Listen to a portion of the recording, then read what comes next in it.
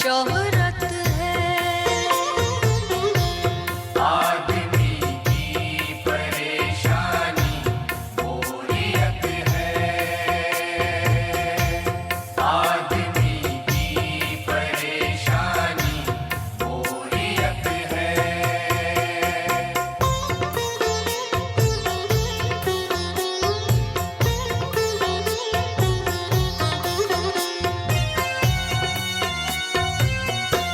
कैसीनों में भीड़ से मैं सोचता हूँ,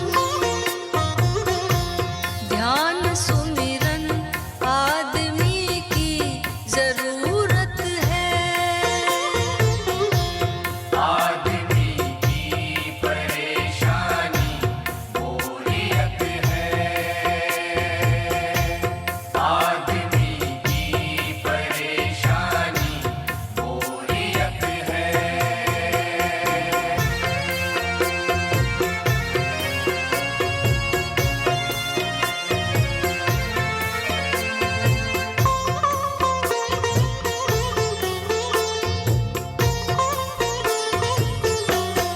कामिल मुर्शिद ने कहा जिक्र खुदा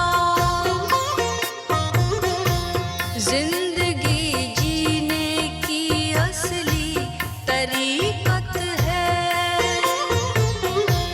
आदमी की परेशानी बोरियत है। आदमी की परेशानी बोरियत है। नमस्कार। आदमी की परेशानी बोरियत है, दवा जिसकी खुदा से मोहब्बत है। आज 21वीं सदी देखा जाए तो सबसे बड़ी परेशानी क्या है?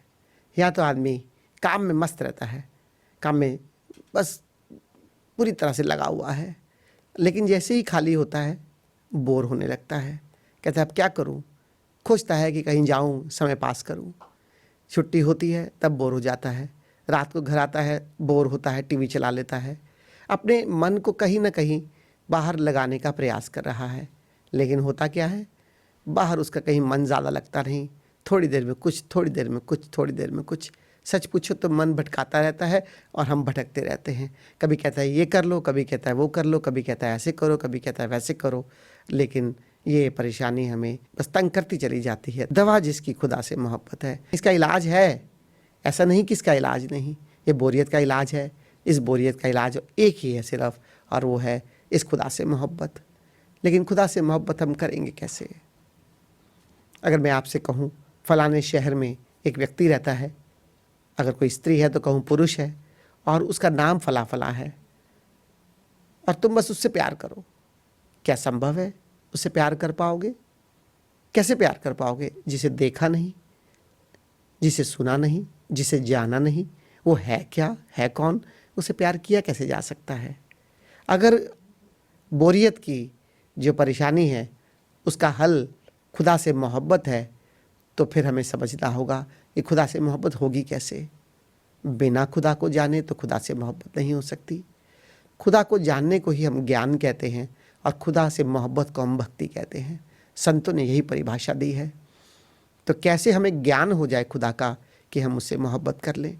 और जब एक बार उससे मोहब्बत हो जाएगी तब हमें पता चलेगा कि अब हमें कोई बोरियत नहीं, क्योंकि जिन जिन ने परमात्मा से मोहब्बत की है बस उसकी याद में जीते हैं। देखो, एक तो लौकिक प्रेम है, हम संसार में किसी से प्रेम करते हैं, लेकिन वहाँ से हमें बहुत दुख और पीड़ा मिलती है, क्योंकि उससे हमारी कामना जुड़ी है।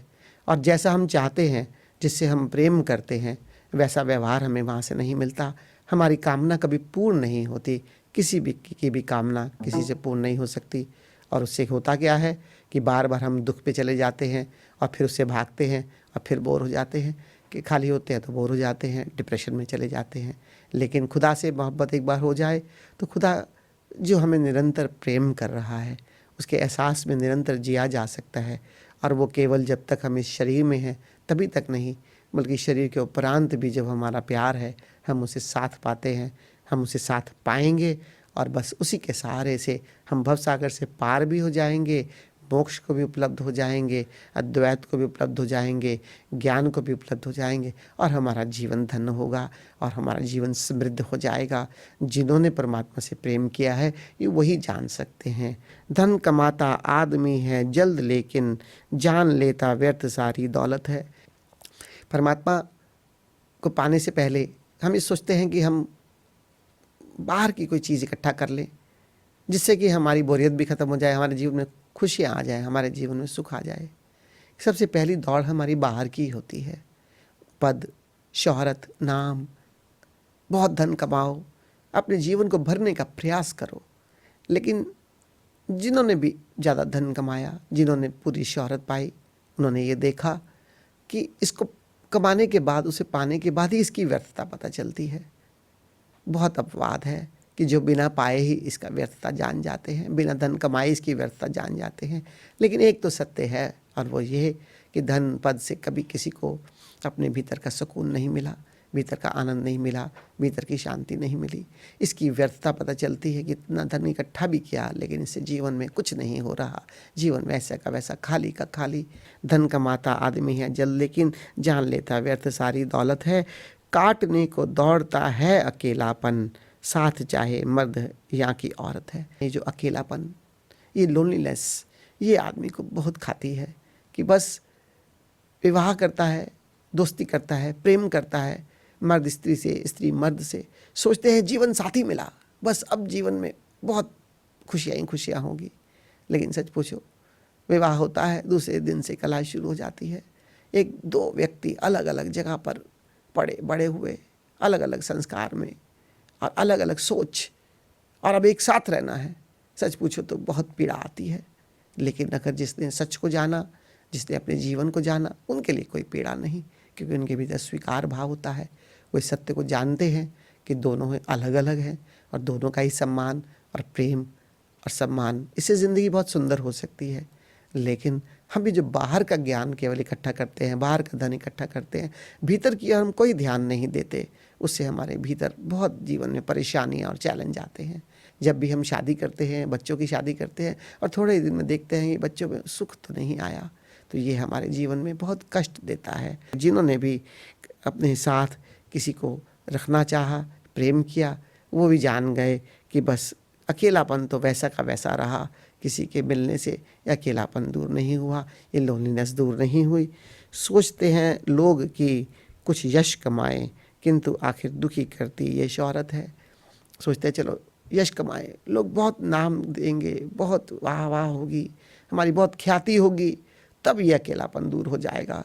तब मैं समझूंगा कि मुझे इतने लोग प्रेम कर रहे हैं, मेरे को इतने लोग सम्मान दे रहे हैं, अब मैं अकेला नहीं।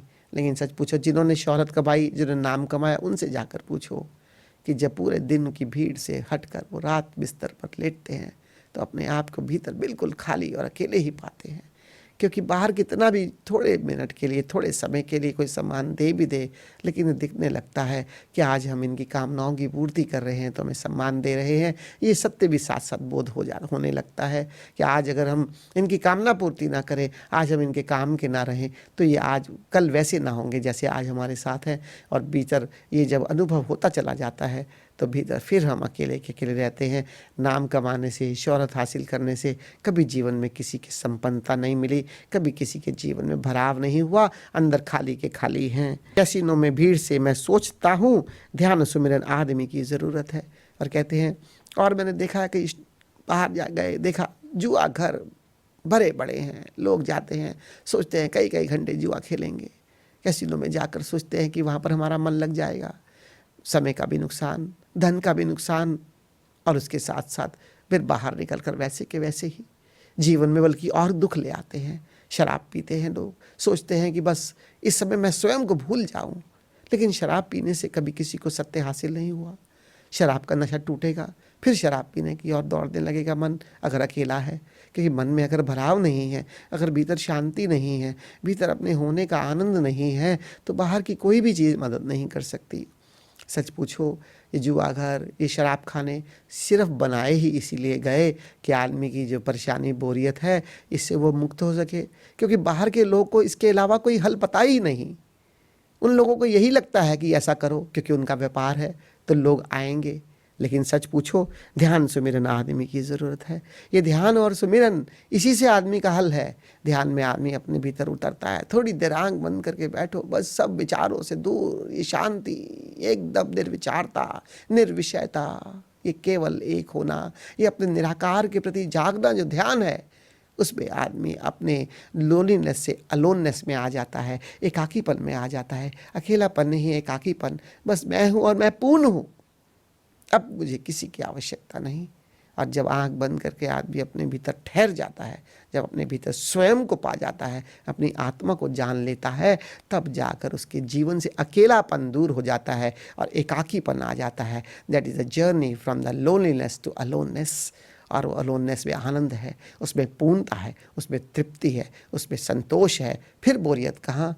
और कहते हैं एक बार ध्यान में अपने भीतर उतरा, पूर्ण हुआ, अपनी आत्मा को जाना, और फिर परमात्मा की भी अनुभूति होती है। और फिर आत्मा और परमात्मा की याद में जीना, यही सुमिरन है। स्वयं की याद में जीना, आत्मस्मरण और प्रभु स्मरण, यही जीवन के दो रहस्य हैं कि है तो एक ही, जो दो नामों से जाना जाता है। इसके बाद ही जीवन में सारी बोरियत खत्म, सारी परेशानियां खत्म, सारा दुख खत्म, सारी तनाव खत्म, और जीवन पूर्णता से समृद्ध होने लगता है। कामिल मुर्शिद ने कहा, जिक्र खुदा जिंदगी जीने की असली तरीकत है। और कामिल मुर्शिद, जिसने मुझे परमात्मा मिलाया, जिसने मुझे आत्मा का ज्ञान दिया, जिसमें मुझे ध्यान सिखाया, जिसने मुझे निर्विचार होना सिखाया, निर्विषय होना सिखाया। कामिल मुर्शिद एक ज्ञान देता है। कामिल मुर्शिद वो है जिसने खुद जाना और अब हमें अनुभव करवा सकता है, जो हमें सत्य का बोध करवा सकता है, जो परमात्मा से मिला सकता है, जो आत्मा का पता बता सकता है, जहाँ मैं ठहर जाता हूँ, जहाँ मैं अपने भीतर ठहर सकता हूँ। कहते हैं कामिल मुर्शिद ने जब मुझे अपने भीतर का खजाना बता दिया, कामिल मुर्शिद ने मुझे एकाकीपन में रहना सिखा दिया, कामिल मुर्शिद ने मुझे बाहर से तोड़कर अपने भीतर का मार्ग दिखा दिया। अपनी पूरी इंद्रियों को बस अंतर्मुखी कर मैं अपने भीतर एक हो जाता हूँ। कामिल मुर्शिद ने जब मुझे ये सब बलता दी, ये जिक्र रब की, ये जिक्र आत्मा की, तब जाकर ये जिक्र और फिक्र और सुमिरन में जब मैं जीवन जीने लगता हूँ, तब जीवन पूर्ण होने लगता है, तब जीवन संतुष्ट होने लगता है, और तभी हमारे जीवन में सारी खुशियाँ आती है, हमारे भीतर का आनंद आता है। अलोननेस ये कि क्या चाबी है, क्या कुंजी है, इसको हासिल कर लो कि कैसे मेरी यात्रा लोनलीनेस से अलोननेस में हो जाए, बस अपने भीतर संतुष्टि की हो जाए, अपने भीतर आनंद की हो जाए, अपने भीतर तृप्ति की हो जाए, तो बात बन जाती है। धन्यवाद।